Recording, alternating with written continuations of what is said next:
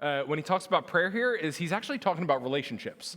And I don't think it's as clear to us until we really look at it, but he says to confess to each other so that you may be healed.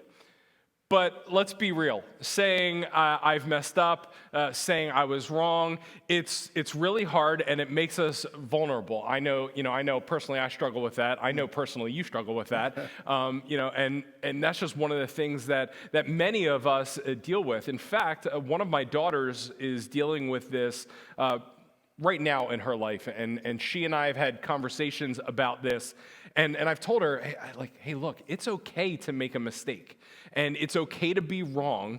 You just have to own up to it.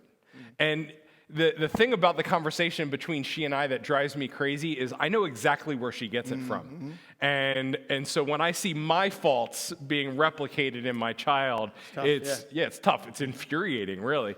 But growing up for me in my house, we were taught that being wrong was a weakness. And it wasn't like, our parents sat us down and said, being wrong is a weakness. It was unintentional. It was just kind of this unspoken thing that came about in our house. And so if you were wrong, you were weak. And so this kind of has been a problem that I've dealt with for most of my life. And I see this in my daughter.